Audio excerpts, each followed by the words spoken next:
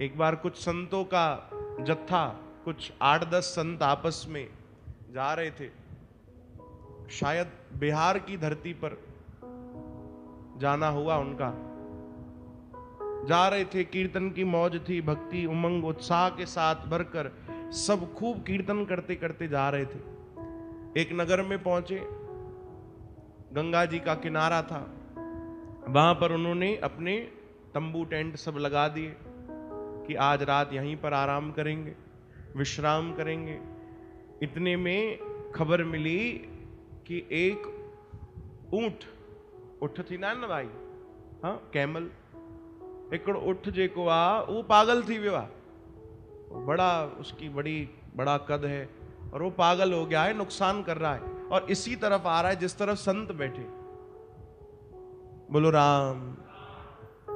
इसी तरफ आ रहा है जिस तरफ ये संत महात्मा बैठकर भक्ति कीर्तन कर रहे हैं। तो सब डर गए, बोले भैया गड़बड़ हो जाएगी, इतने सारे संत भक्त बैठे और ये ऊंट पागल हो गया है।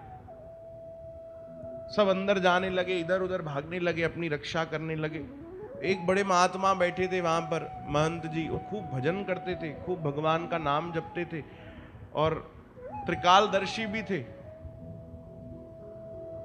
जैसे ही ऊंट वो सामने आने लगा, वो संत खड़े रहे, हिले भी नहीं, कहीं नहीं गए और जोर से आवाज लगाई, अरे ओ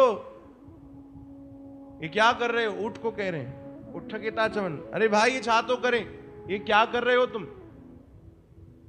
एक तो पहले ही किसी कर्मों के कारण तुम यह देखो कैसी योनि में आए हो, उठ बनकर आए हो और फिर ऐसे ही काम कर रहे हो। फिर अभी किसी संत को नुकसान पहुंचाओगे, पाप करोगे, फिर तो तुमको पता नहीं कौन सा जन्म मिलेगा। बोलो जय श्री कृष्ण। केखेताचवन संत ही हो? हाँ भाई, उठ केताचवन। बोलो जय श्री कृष्ण। अब किसी ने पीछे से कहा, महाराज ये क्या कर रहे हो, ऊंट को समझा रहे हो? वो कोई इंसान थोड़ी है जो समझेगा। बोले तभी तो समझा रहे हैं, इंसान कहां समझता है। बोलो जय श्री कृष्ण। ऊंट को चलाने लगे, बोले तुम पागल हो गए हो, ये क्या कर रहे हो? पहले ही किसी कारणवश, किसी कर्मवश तुम ऐसी योनि में आए हो, ऊपर से फिर ऐसे ही काम करोगे, किसी संत भक्त को नुकसान पहुंचा दोगे, किसी भले आदमी को नुकसान पहुंचाओगे, फिर कौन से जन्म में भटकोगे? चुप हो जाओ, शांत हो जाओ। ऐसा कहा संतों ने और वो जो ऊंट था वो खड़ा हो गया। ऐसी वाणी संतों की सुनी, वो खड़ा हो गया और आकर संतों के चरणों में बैठ गया। संतों ने सर पर हाथ रखा, ये सच्ची घटना है। संतों ने सर पर हाथ रखा, बोले भैया ऐसे काम करते क्यों? उसे समझाने लगे, बोले शांत हो जाओ, शांत हो जाओ, हो सके तो किसी का भला करना चाहिए, नुकसान नहीं करना चाहिए। ऐसा ज्ञान दिया, वो चुप हो गया, आंखों में उसके आंसू। बोलो जय श्री कृष्ण। जब मैं ये कथा सुन रहा था तब मुझे लगा कि संत देखो कितने दयालु होते हैं। वो तो हमको भी समझाते हैं, वो तो हम पर भी दया करते हैं और हम पर तो शायद ज्यादा करते हैं, पर एक हम हैं कि हम समझते नहीं। और वो देखो पशु होकर भी वो समझ गया, आंखों में आंसू आ गए। संतों ने क्या किया, सर पर हाथ रखा और कान में राम नाम का मंत्र दे दिया। बोलो जय श्री कृष्ण। तव्हां चवंदो साईं हिते त माण्हुनि खे मंत्र नथो मिले, हाँ हिते गुरु दीक्षा नथी मिले और संत उठन के ता नाम बाटियन।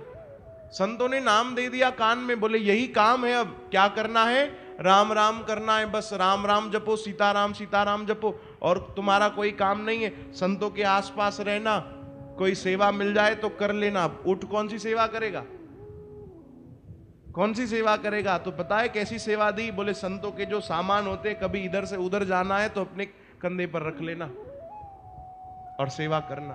और ऐसा ही हुआ, संतों ने उसे आसपास रखा, उठ को भी संतन सेवा कराई। बोलो जय श्री कृष्ण। और निरंतर उसकी आंखों में आंसू देखते। ऐसा प्रभाव पड़ जाता है संतों की संगत में, बड़ा आनंद आने लगा उसे। अब संतों ने सोचा अब इसको भैया उठ उठ मत बुलाया करो। बोले महाराज क्या बुलाएं? बोले अब तो ये राम जी का भक्त हो गया, इसको जानकी दास बुलाया करो। क्या नाम रखा? जानकी दास। हाँ, जानकी दास नाम रखो। तो ये भी हमारे संगी साथी हो गए।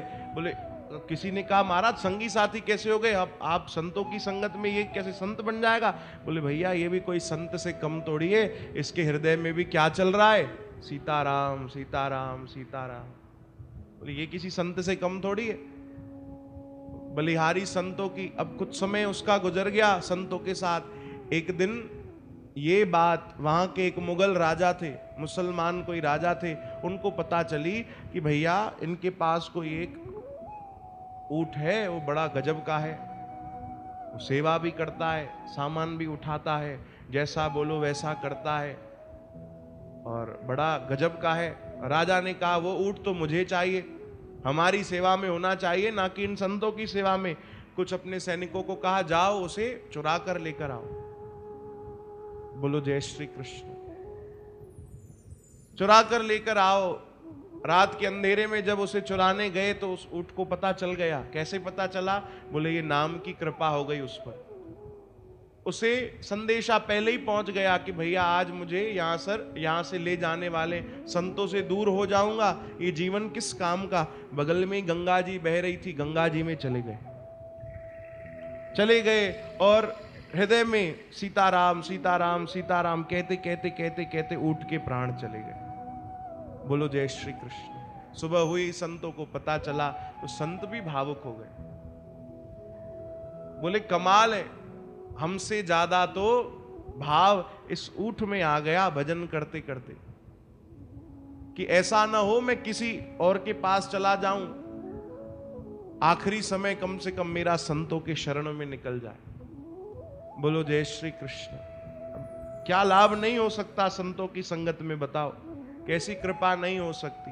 कोई विचार तो करे, कोई श्रद्धा तो रखे, कोई विश्वास तो करे भाई। बोलो जय श्री कृष्ण।